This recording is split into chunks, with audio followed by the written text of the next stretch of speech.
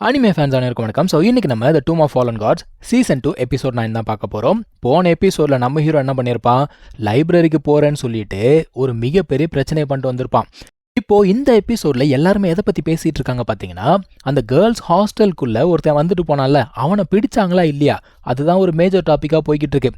நம்முடைய பிரின்சஸும் இவனும் சேர்ந்துக்கிட்டு போய்கிட்டு இருக்காங்க. இவங்களுக்குள்ள என்ன பேச்சுன்னா, நம்ம இப்போ அகாடமியில் இருக்கோம், நமக்கு இங்கே ஒரே ஒரு தொல்லைன்னா அந்த கைவன் தான். அவனும் அட்டாக் பண்ணல அப்படின்னா அப்போ பாஸ் யார்கிட்ட தான் சண்டை போட்டு வந்தாரு அப்படிங்கிற ஒரு கேள்வி. ஆனால் நம்ம பிரின்சஸ்க்கு யார் சண்டை போட்டாங்க அப்படிங்கிறது நல்லாவே தெரியும். ரெஞ்சன்னு ஒரு பக்கி இருந்ததுங்க, அது வந்து சீசன் 1 பார்த்தீங்கன்னா தெரியும். அவனோட வேலை தான் அப்படிங்கிறது இவளுக்கு தெரிஞ்சு போச்சு. இப்போ நம்ம ஹீரோக்காக அந்த டீன் இருக்கார்ல, அவர் ஒரு ப்ரிஸ்கிரிப்ஷன் எழுதி கொடுத்துருக்காரு. அதை எடுத்துக்கிட்டு இவங்க கடைக்கு போக அங்கே இருக்கிறவன் ப்ரிஸ்கிரிப்ஷனை வாங்கி பார்த்துட்டு, ஏம்மா இந்த ப்ரிஸ்கிரிப்ஷனு ரொம்ப பழசாக இருக்குது, இங்கே பாரு என்கிட்ட இந்த மாதிரி மருந்துகளெல்லாம் இருக்குது, இதை யூஸ் பண்ணி நீ வந்து கல்டிவேஷன் அப்படிங்கிறத பண்ண முடியும், இது வந்து உனக்கு ரொம்ப ஹெல்ப்ஃபுல்லாக இருக்கும் அப்படி இப்படின்னு சொல்லிட்டு பேசிக்கிட்டு இருக்கான். அதில் ஒரு மருந்து பேரை சொன்ன உடனே இவன் என்ன சொல்கிறானா, யோ அது என்னங்கிறது எனக்கு தெரியும், அது வந்து கொசுவை விரட்டுறதுக்கு யூஸ் பண்ணுறது, எங்களை ஏமாத்துறியா அப்படின்னு சொல்லிட்டு கண்டுபிடிச்சிட்டாங்க. இப்போது பிரின்சஸ் என்ன சொல்கிறா, அந்த ஒரு ப்ரிஸ்கிரிப்ஷனை நல்லா பாரு, அதில் யார் சைன் போட்டிருக்கா பாரு அப்படின்னு உடனே அதில் டீனோட பேர் இருக்குது. ஆடாடா டீன் அமிச்சாரா, சரிம்மா நீ உட்காரு, நான் வந்து உனக்கு எல்லாம் செஞ்சு கொடுத்துறேன்னு சொல்லிட்டு அவன் அந்த ப்ரிஸ்கிரிப்ஷன் அப்படிங்கிறத யூஸ் பண்ணி மருந்து ரெடி பண்ணிக்கிட்டு இருக்கான். மருந்தெல்லாம் ரெடி பண்ணி முடிச்சுட்டு கூட அவன் என்ன சொல்கிறான்னா, இங்கே பாரு என்கிட்ட வந்து இவ்வளோ பியூட்டி ப்ராடக்ட்ஸ் எல்லாம் இருக்குது, உனக்கு வேணும்னா வாங்கிக்கோங்க, இது எல்லாத்துக்குமே 20% டிஸ்கவுண்ட் இருக்குது அப்படின்னு உடனே இவ பார்க்குறா. சரி ஓகே எல்லாத்தையும் பேக் பண்ணு அப்படின்னு சொல்லிட்டு அதுக்காக பே பண்ணுறாப்பா. அவனுக்குமே இந்த ஒரு டிரான்சாக்ஷனில் சந்தோஷம். அவன் என்ன சொல்கிறான், நான் உனக்காக எல்லாத்தையும் பேக் பண்ணி கொடுக்குறேன் அப்படின்னு சொல்லிட்டு போகிறான். ஆனால் இந்த இடத்துக்கு சம்பந்தமே இல்லாத ஒரு கும்பல் உள்ளுக்குள்ளே வந்து அந்த ஆளை அடிச்சுட்டு அவன்கிட்ட இருக்க மருந்து பிடிங்கிடுவாங்களா. பாவம் இவனுங்களுக்கு நம்ம பிரின்சஸை பற்றி தெரியல, அவள் போயிட்டு அவனை அடித்து துவம்சம் பண்ணிட்டு மறுபடியும் மருந்தை பிடிங்கிட்டா.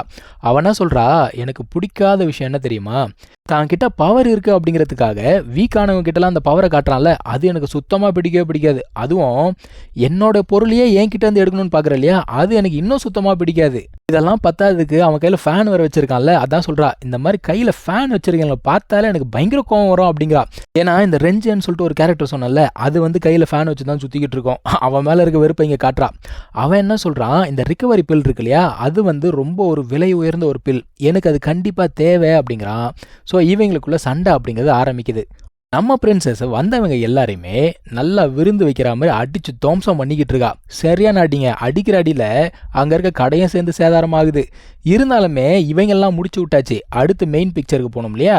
பிரின்சஸ் என்ன சொல்கிறா, நீ அமிச்ச நாயெல்லாம் அடித்து முடிச்சாச்சு சரியா, அவங்க பின்னாடி தானே நீ ஒளிஞ்சிக்கிட்டு இருந்த, சண்டை போகிறதுக்கு தைரியம் இருக்கா அப்படின்னு கேட்குறா. இப்போ அவனுமே அடிக்கணும்னு சொல்லிட்டு வரான். இப்போ பிரின்சஸ் என்ன சொல்கிறானா, இங்கே பாரு உனக்கு நான் கடைசியாக ஒரு சான்ஸ் கொடுக்குறேன், ஒழுங்கு மரியாதையாக போயிட்டு கடைக்காரங்கிட்ட மன்னிப்பு கேட்டுட்டேன்னா நான் உன்னை விட்டுறேன் அப்படிங்கிறா. ஆனால் இவனுடைய பார்வை சுத்தமாக சரியில்லைங்க, கண்ட இடத்தெல்லாம் பார்க்குறான். இவன் என்ன சொல்கிறான், நீயும் பார்க்கறதுக்கு அழகாக தான் இருக்க அப்படிங்கிறான். இப்போது ஒரு கட்டத்தில் அவன் சண்டை போடும்போது என்ன பண்ணுறான், அவளுடைய ட்ரெஸ்ஸில் இருந்து ஒரு பீஸை கிழிச்சு எடுத்துறான். அவன் என்ன சொல்கிறான், இங்கே பாரு நீ வேணா ஒன்று பண்ணு, நீ வந்து என் கூட வா, உனக்கு வந்து உலகத்தில் இருக்கக்கூடிய சுகங்கள் எல்லாத்தையும் நான் காட்டுறேன், எந்த ஒரு குறையும் இருக்காது, நான் உன்னை பத்திரமா பார்த்துக்கிறேன்றான். இவளுக்கு சரியான கோவம், செம்ம அடி அடிக்கிறாங்க. இவன் என்ன சொல்கிறா, ஏண்டா எப்போ பார்த்தாலும் பொண்ணுங்க பின்னாடியே போய்கிட்டு இருக்க போல தெரியுது, உன் உடம்புல சுத்தமாக தெம்பே இல்லையா அப்படின்னு சொல்லிட்டு அசிங்கப்படுத்திட்டா. இவனுக்கு சரியான கோவம், யார் சொன்னது, என் உடம்புல ஃபுல்லாக எனர்ஜி இருக்குது தெரியுமா, பார்க்குறியான்னு சொல்லிட்டு சண்டை போட வரான். இப்போ நடுவில் அந்த டீனுடைய பேத்தி அவள் வந்து தடுக்கிறா.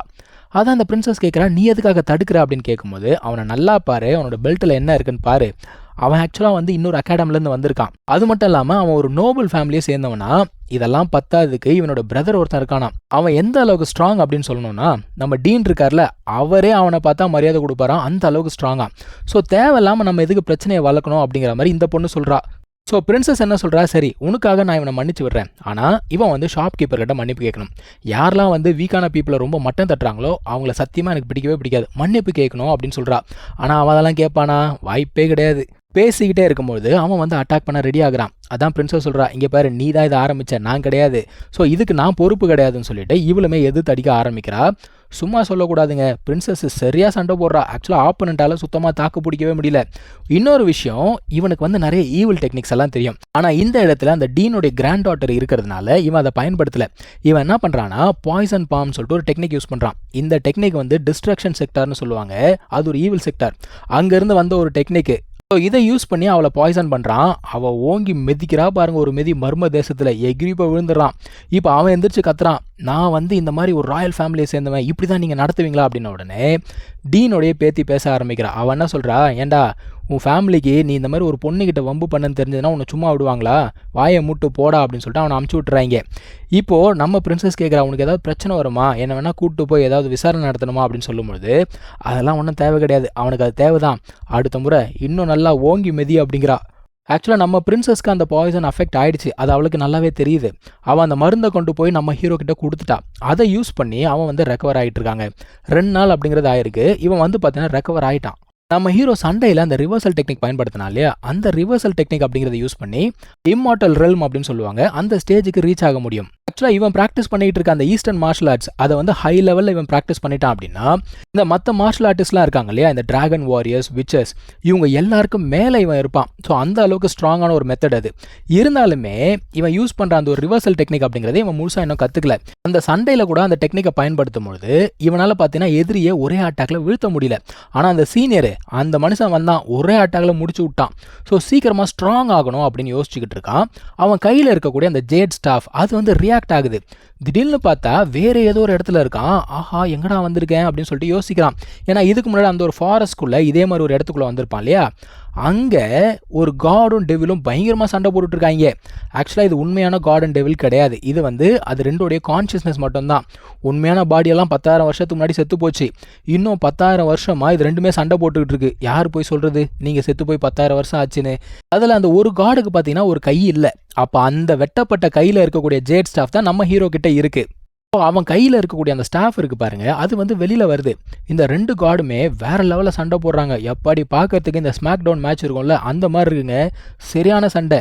இப்போ தான் இவங்க நோட்டீஸ் பண்ணுறாங்க உள்ளுக்குள்ளே வேற யாரோ இருக்காங்க அப்படிங்கிறத. இப்போ இந்த டெவில் என்ன தெரியுமா பண்ணுது, அடடா ஒரு ஹியூமன் வந்திருக்கானா, இவனை கொன்று இவனோட பாடியை எடுத்து நான் வந்து மறுபடியும் உயிரோட வரப்போகிறேன் அப்படின்னு அது பிளான் பண்ணுது. ஆனால் இந்த ஒரு ஸ்டாஃப் இருக்குல்ல, அது வந்து அந்த காடோட கைக்கு போன உடனே வெட்டப்பட்ட கை வந்து மறுபடியும் வந்துடுச்சு. ஸோ மறுபடியும் அவங்க என்ன பண்ணுறாங்க, 2 பேருமே பயங்கரமாக சண்டை போடுறாங்க. அப்போ அந்த டெவில் என்ன சொல்லுது, இங்கே பாரு வெயிட் பண்ணு, நீ வந்து இந்த விஷயத்தை கவனிக்கலன்னு நினைக்கிறேன், உன்னால் என்னை கொல்ல முடியாது அப்படின்னு சொல்லுது. ஆனால் அந்த காட் என்ன சொல்கிறாருன்னா, என்னால் முடியாது, இந்த ஜேட் ஸ்டாஃபால் முடியும் அப்படின்னு சொல்லிட்டு அந்த டெவிலை மொத்தமாக ஸ்டாஃப்குள்ளே வந்து இழுத்துட்டாருப்பா. அதுக்கப்புறம் அவர் நம்ம ஹீரோ பார்த்து என்ன சொல்கிறாரு, உன்னால் இங்கே வர முடியும் அப்படின்னா இந்த ஒரு ஸ்டாஃப் வந்து உன்னை மாஸ்டராக ஏற்றுக்குச்சுன்னு அர்த்தம். ஃப்யூச்சரில் இந்த ஸ்டாஃபோடைய பவரை பற்றி நீ கொஞ்சம் கொஞ்சமாக தெரிஞ்சுப்ப. அது மட்டும் இல்லாமல் நீ இன்னொரு ட்ரெஷர் அப்படிங்கிறத தேடி கண்டுபிடிக்கணும், அதாவது பிளாக் டார்டாய்ஸ் ஆர்மர் அப்படின்னு சொல்கிறாரு, அதை தேடி கண்டுபிடி, டிஸ்ட்ரக்ஷன் செக்டார் கைக்கு அது மட்டும் போயிடவே கூடாது அப்படின்னு சொல்லிட்டு அவருமே மறைஞ்சு போயிட்டாரு.